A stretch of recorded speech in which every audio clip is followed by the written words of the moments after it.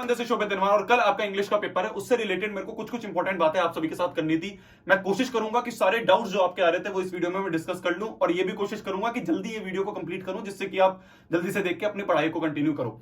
शुरुआत करते हैं। सबसे पहला पॉइंट मेरे को ये डिस्कस करना है कि यार काफी बच्चों के मेरे पास मैसेज आ रहे थे कि भैया अगर मेरा इतना सा छूट गया तो क्या कोई दिक्कत तो नहीं होगी, मेरा तो अभी एक ही दिन बचा है और इतना सारा सिलेबस बचा है, क्या मैं कर पाऊंगा भैया? वहां पे जाके मैं ब्लैंक हो गया तो क्या होगा? मेरे को आंसर आता हुआ और एंग्जाइटी की वजह से नहीं हुआ तो क्या होगा? ऐसे ऐसे डाउट्स दिमाग में आ रहे हैं काफी बच्चों के। देखो एक बात ना, ऐसे आई कांटेक्ट लगा के सुन लो, ये मैं एक छोटा भाई बहन समझ के तुम्हें बोल रहा हूं। फैक्ट ये है कि किसी भी बच्चे का कभी भी 100% सिलेबस नहीं होता है। ये फैक्ट है, चाहे वो कोई टॉपर ही क्यों ना हो। कुछ ना कुछ ऐसा होता है कि यार ये रह गया, ऐसा होता है हमेशा। तो इसलिए ये मत सोचो कि हमेशा तुम 100% सिलेबस करके ही पहुंच पाओगे और जब भी तुम एक अच्छा एग्जाम कर पाओगे। हमेशा बोला है, 1000 बार बोला है, लीजेंड वो होता है जो चाहे कम पढ़ के आए और वो एग्जाम में फोड़ के आए, और तुम सभी एक लीजेंड हो। जितना हो चुका है अभी तक उसको ब्रशअप करने का टाइम आ चुका है। जितने तुमने अस्त्र शस्त्र पिछले 6-7 महीनों में इकट्ठे करे हैं उसको जाके अब युद्ध में यूज करने का टाइम आ चुका है। आज का जो दिन बचा है उसमें जितना हमने कर लिया था पहले चैप्टर्स, उनको और अच्छे से रिवाइज मारो। दिमाग में यह माइंडसेट होना चाहिए कि यार मैंने जितने चैप्टर करे थे ना उसका तो मैं एक भी सवाल नहीं छोड़ के आऊंगा, चाहे कुछ भी हो जाए। ये एक लीजेंड माइंडसेट है और ये तुम्हें अपना के रखना है। क्या मेरी बात समझ में आ रही है? पेपर के ना एंड मोमेंट तक लड़ते रहना, जब तक वो टीचर आके छीन नहीं लेता ना पेपर तब तक लिखते रहना, चाहे कुछ भी हो जाए।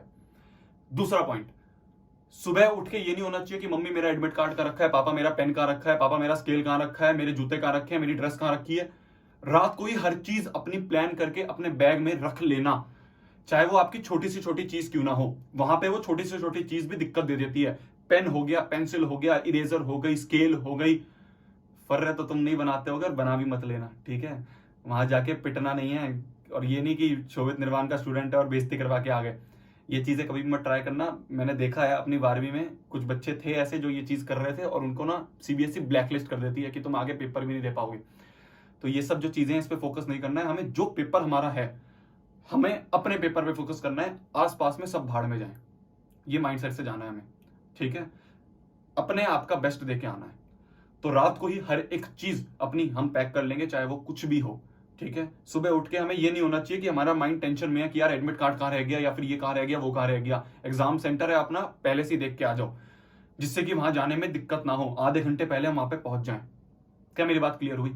ये दूसरा पॉइंट था। तीसरा पॉइंट, सुबह उठते ही कुछ नहीं करना, कोई नहीं पढ़ना, कुछ भी जो भी है सब भाड़ में जाए, हमने पूरा कर लिया है। सुबह उठते ही आराम से फ्रेश माइंड से उठो, उठते ही अपना पानी वानी पियो एक ग्लास, फिर उसके बाद आपकी छत है या फिर कोई गार्डन है, जाओ वहां पे लंबी सांस लो, अपने आप को बोलो आई एम अ वॉरियर, अब मैं अच्छा फोड़ के आऊंगा, ठीक है? अपने आप का एक पॉजिटिव रखना। ये नहीं रखना कि सुबह उठते ही फोन लगा दिया कि भाई यार तेरा इतना हुआ क्या, मेरा इतना हुआ क्या। नेगेटिव माइंड सेट से नहीं जाना है हमें। हमें ये सोचना है कि यार हमारा जितना हो चुका है हम उसमें बेस्ट दे के आएंगे और अच्छा फोड़ के आएंगे। जब तक अपने आप पे पॉजिटिव रहोगे तो पेपर भी पॉजिटिव जाएगा, ये बात हमेशा याद रखना।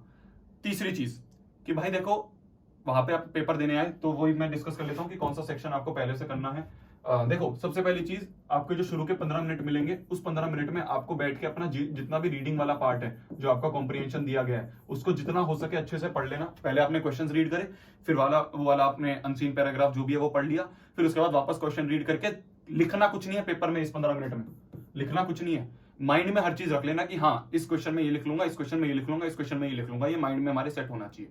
क्या मेरी बात समझ में आई? अब भैया कौन सा सेक्शन हम शुरू करें? देखो 1 2 3 4 5 6 7 ये आपके क्वेश्चन नंबर्स हैं। जो पहले 3 क्वेश्चंस हैं ये सारे हैं आपके रीडिंग और राइटिंग वाले।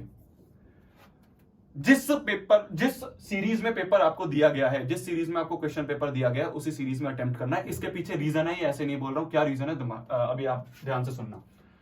सबसे पहला जो आपके 3 क्वेश्चन है ये रीडिंग और राइटिंग वाले हैं। ये ऐसे क्वेश्चन होते हैं जिसमें आपको आइडियाज चाहिए होते हैं, जिसमें आपका इनोवेटिव माइंड जो है ना वो काम आएगा। और ये कब आपका दिमाग चलेगा? जब आपका माइंड बिल्कुल फ्रेश होगा। आप सुबह उठ के गए हो, सुबह आपका बिल्कुल माइंड फ्रेश है तो आपके दिमाग में ये वाले क्वेश्चंस पढ़ते ही आइडियाज भी आएंगे। अगर आप इस वाले सेक्शन को बिल्कुल लास्ट में अटेम्प्ट करने की सोचोगे, जब आपके सिर्फ 10-15 मिनट बचे हैं, तब आपके दिमाग में आइडियाज नहीं आएंगे। तब आपके दिमाग में होगा कि जल्दी जल्दी मैं लिख दूं कुछ भी। तब ये वाले सेक्शंस, जब ये वाले क्वेश्चंस नहीं हो पाएंगे। तो इस वाले क्वेश्चन को इसलिए हम शुरू में ही अटेम्प्ट करेंगे। कोई भी ये मत करना कि भाई पहले मैं लास्ट वाले करूंगा फिर ये करूंगा, उल्टे सीधे नहीं।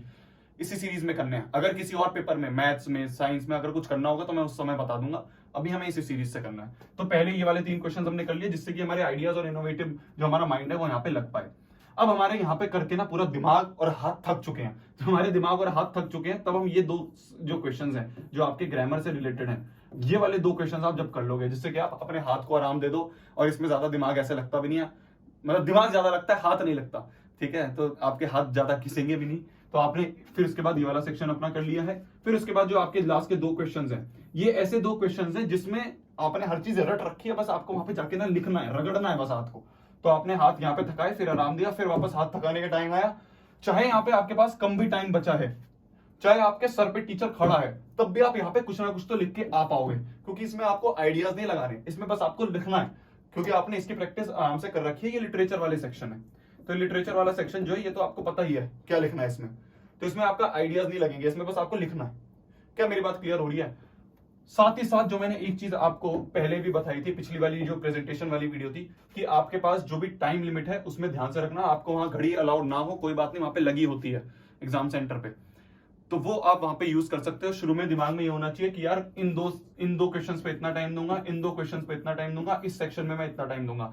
आपको इसके बारे में और क्लियर चाहिए, ठीक है, तो आप वो वाली प्रेजेंटेशन वाली वीडियो देख सकते हो, मैं यहाँ पे ज्यादा टाइम वेस्ट नहीं करूंगा, और उस वाली वीडियो को जरूर देख लेना अगर किसी ने नहीं देखी है, तो कोई पहली बार चैनल पे आ रहा है तो वो ऐसी वीडियो है, चाहे 2x पे देखना, आपके आने वाले 10 से 15% नंबर वो बढ़वा सकती है, ठीक है। ये चीज दिमाग में आ गई, आपका पेपर हो गया है, शांति से आपको सीधे सीधे बिना कुछ साइड में देखे, बस वो होते हैं ना घोड़े को ऐसे लगा देते हैं साइड में जिससे कि वो साइड में ना देख पाए, ऐसे करके बस सीधा निकल जाना है, घर पे पहुंच जाना है, कोई डिस्कशन नहीं करना, जैसा भी पेपर गया है अगले पेपर की अब घर पे आके तैयारी करनी है।